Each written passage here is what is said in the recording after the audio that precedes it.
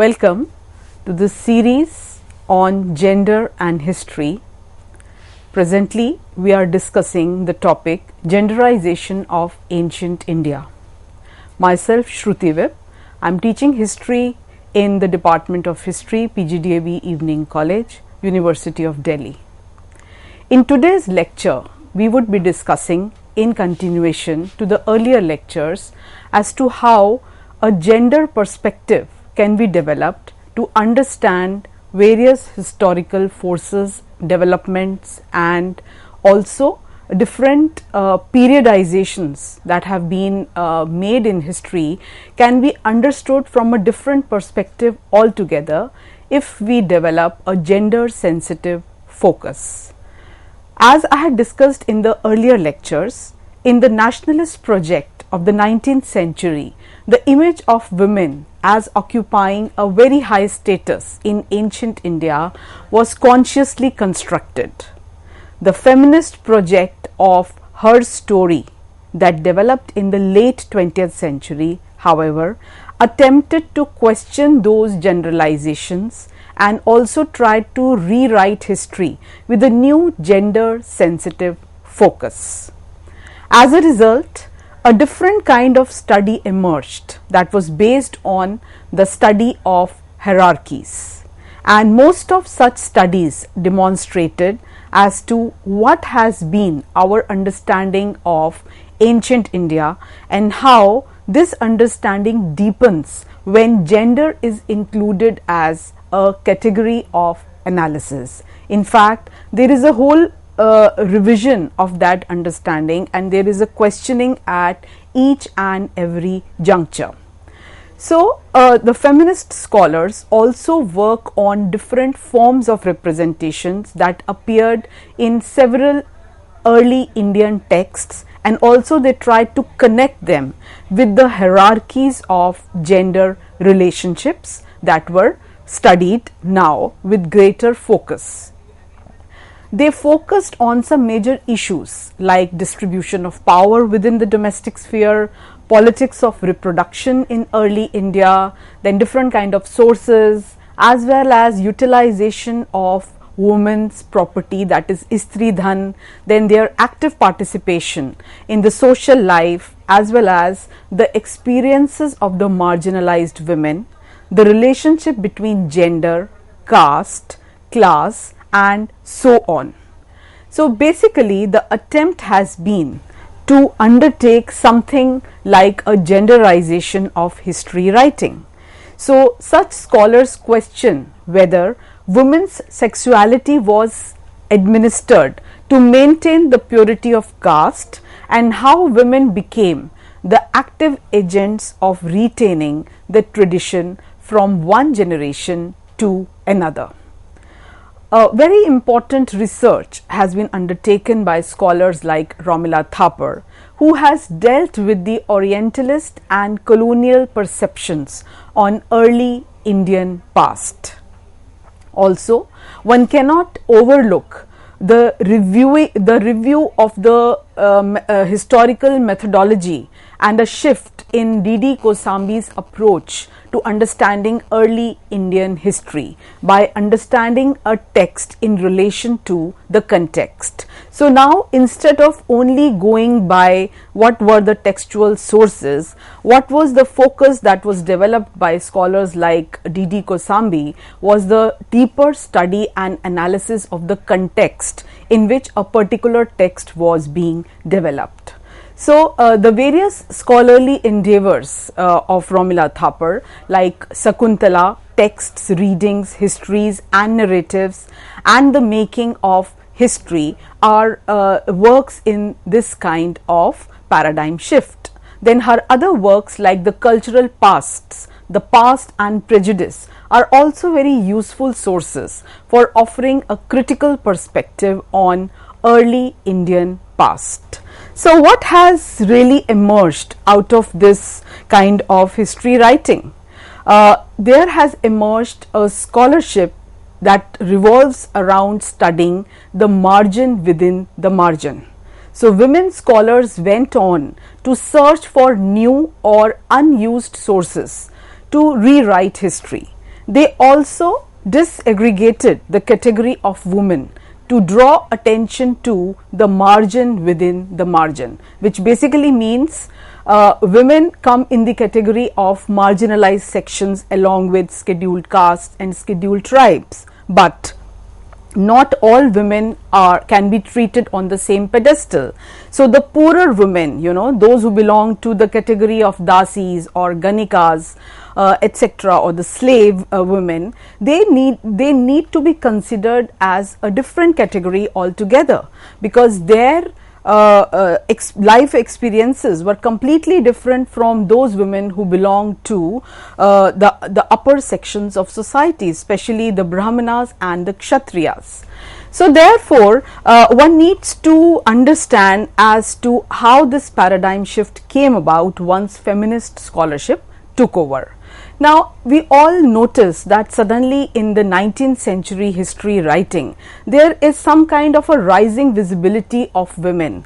More and more issues related to women were raised by the British administrators as well as by the socio-religious reformers. But the feminist scholars highlight that this visibility is only conditional visibility. So, the rising visibility of women since the 19th century in history was there because now women were regarded as signposts for and also signifiers of a largely emerging national culture which was seeking to regenerate itself from the charge of backwardness. And who was leveling this charge of backwardness? It was sometimes the Orientalist scholars or scholars like James Mill or the British administrators who were trying to write about India's past. So they kind of exposed the basic weaknesses in Indian society, like the caste system or the unequal relations that were meted out to women and to so many other sections of society. So all these charges had to be refuted by the nationalists in order to prove that Indians had a great past, and they had to prove this time and again to their colonial rulers, and they had to indicate that Indians were very much able to rule themselves, because this was the charge that was leveled by the British administrators, that India's past had been so regressive that they needed someone like the Great Britain to rule them so that they could be civilized. So they had this civilizing mission at the back of their mind, or this is what they were championing as they were discussing India's past. So it is in this very limited background that one has to understand the relevance of a women's question. So, a very distinctive way in which women appeared as the subject of the women's question, whose status was in need of reform, and this was led by a group of men in the 19th century, and hence there was now greater visibility of women, a greater discussion about women's issues. So 19th century writers were very often constructing an ancient past where there were no unhealthy restrictions, and these unhealthy restrictions were considered to have been added during the medieval period due to the invasions and the need for protection of women.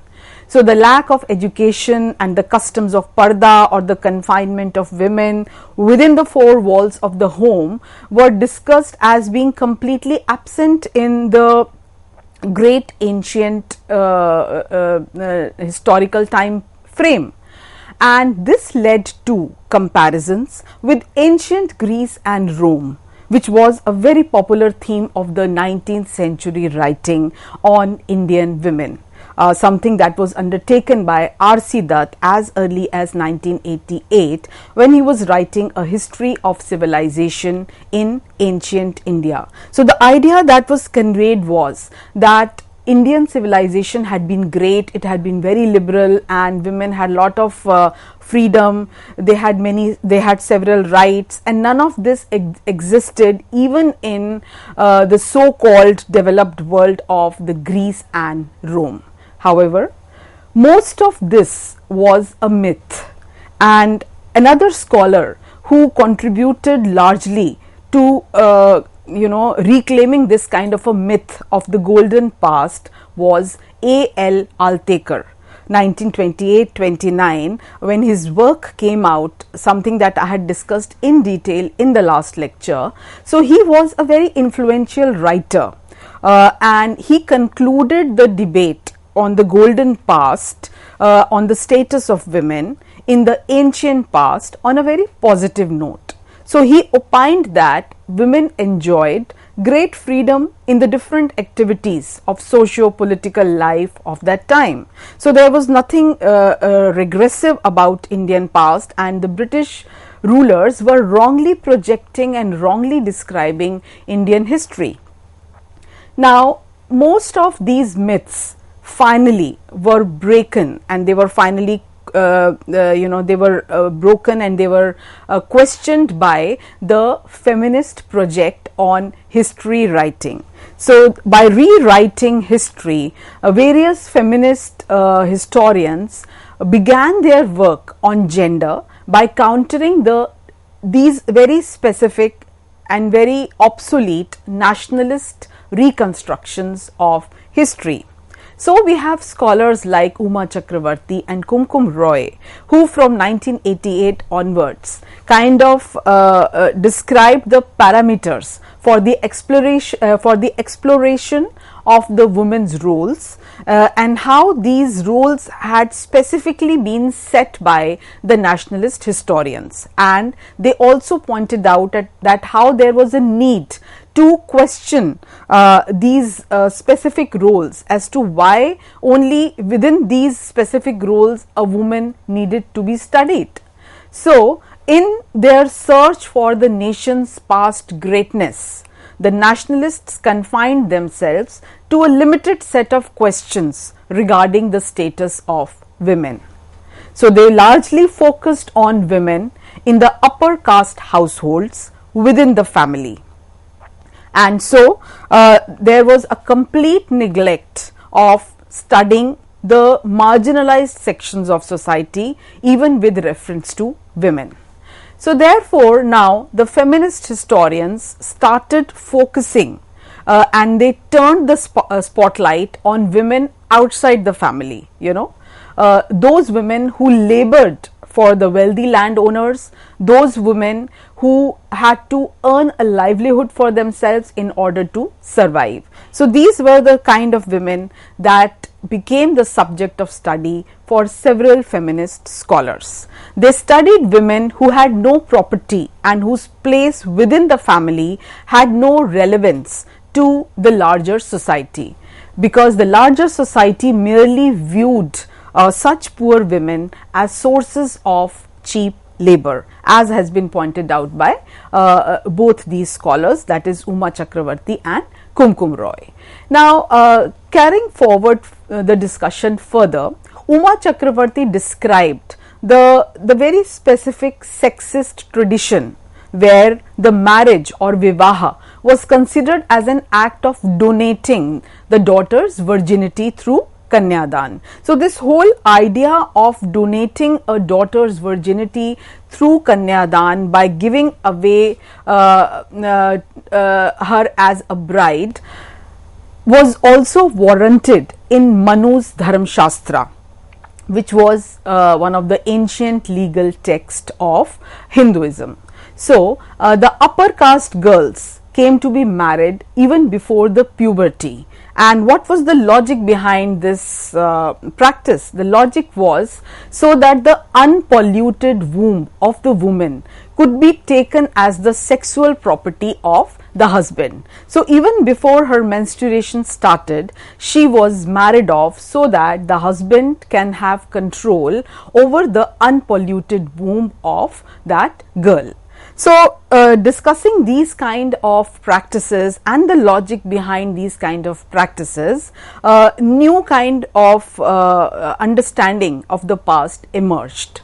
Now, in case of the death of the husband in an upper caste society, it was also considered the death of the very social existence of the widow, of the woman, whereas a different system appeared among the lower castes, where the widows were forced to enter into matrimonial relations and levirate union with the other relatives of the dead husband, probably the younger or the elder brother of the husband. So there was lot of discrepancy as far as the social customs and the taboos were concerned vis-a-vis the upper caste women and the lower caste women, and this also needs a closer and a more minuter analysis, something that has been undertaken by scholars like Uma Chakravarti.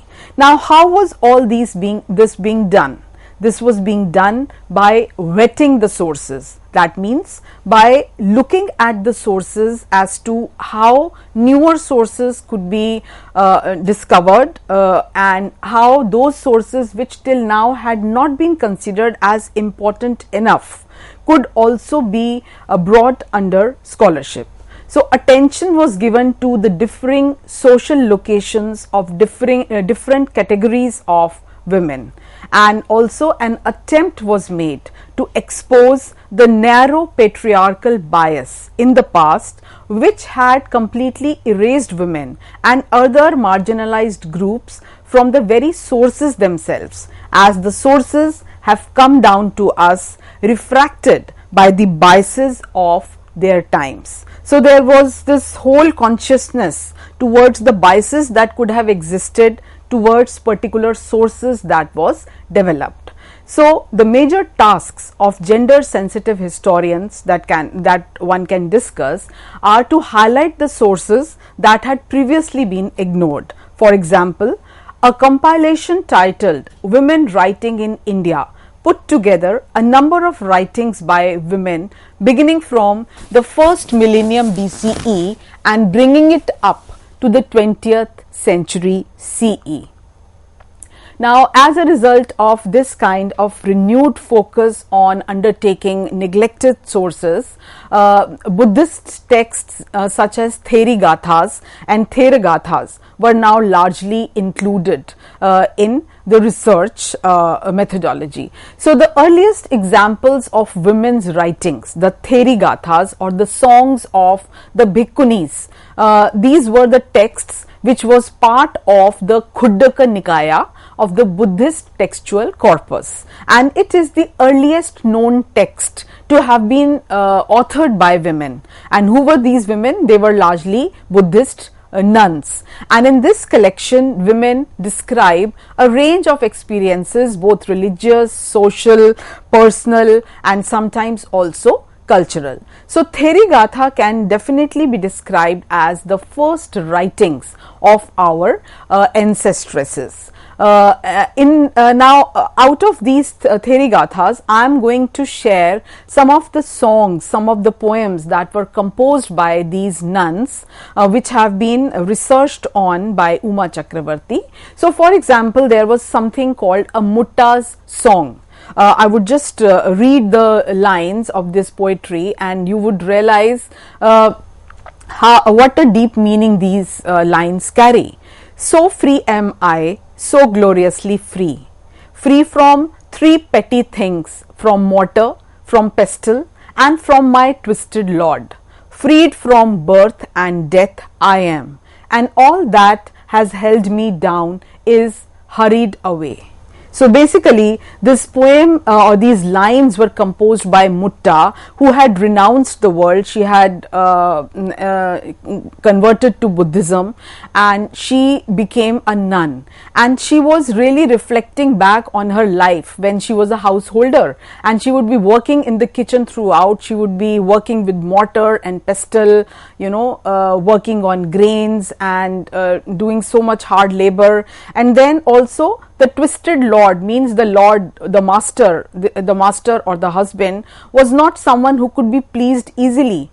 And finally, she is free from the cycle of birth and death. Okay, so she is kind of describing her past with not a very happy memory, and also some kind of a relief is there that now she is free from all that. Then another such song of Metika. Though I am weak and tired now, and my youthful step is gone, leaning on this staff, I climb a mountain peak, my cloak cast off, my wall overturned, I sit here on this rock. So here again there is a nun who is, though she is old and she is no longer youthful and energetic, but still she has hope, and she is relaxing, and she is happy to be even in this state, because whatever she has endured in her past is not a very happy situation in which she was earlier. And over my spirit blows the breath of liberty. Now this line is very important, the breath of liberty. So even if she is now the only way she can survive is by begging, and she is so old, and there are still many hardships that are coming her way, but yet she has liberty, she has breath of liberty, and this breath of liberty was completely absent when she was living a householder's life, when she was a wife somewhere or she was a mother somewhere. So she is now free from, you know, all these kind of restrictions. Now, in addition to Theri Gathas, there are also Thera Gathas, or the songs of the elder bhikkhus. They also provide a glimpse of the socio-religious experiences of both women and men. The verses in these two texts are also, sometimes accompanied by the biographical details of the authors of the verses, their place of birth, their social location, their distinctive experiences in their life, and how they were gradually drawn and attracted to Buddhism, and how was their journey of salvation. This entire description in itself opens a new window to historical understanding, and a number of poems with female sensibility that can be studied. In these poems, women speak of kitchen drudgery. So basically, how unhappy they were when they had to perform forcibly all the routine kitchen work throughout, and also the pain of losing the loved ones, especially children, appears time and again in these poems.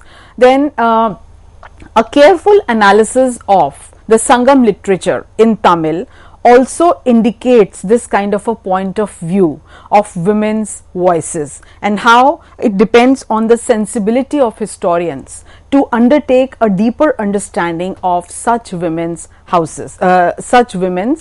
emotions. A breakdown of the poems that were mentioned in the Sangam literature showed that many of the Sangam poems had been composed by women, but most of these poems were left as anonymous, because in ancient times the females were not really allowed to write their names, and on closer analysis, from a total of 2381 poems, almost 154 carried women's signature, while 102 were left anonymous, and some of these probably were composed by women, and the verses written by women, they evoke multiple moods and multiple themes. For example, transplanting paddy seedlings, or drawing water, or husking paddy, and also how they are overlooking the grain which is ripening, and kind of nourishing it with their sweet words.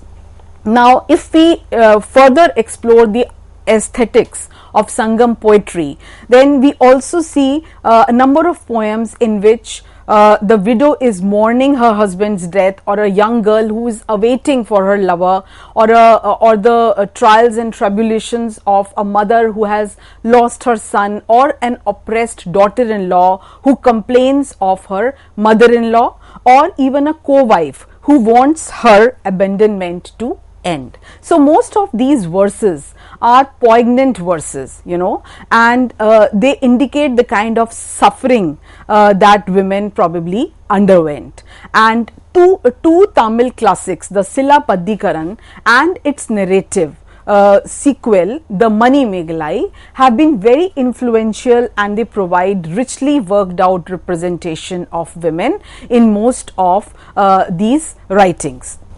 And when we look at these writings, we see that the main female protagonists who were represented in the form of three basic archetypes, that is, three types of women, were generally projected in these kind of writings. Now, having discussed all these points, I would like you to ponder over these different sources and how you as students or scholars of history can undertake a deeper analysis from a gender perspective. Thank you.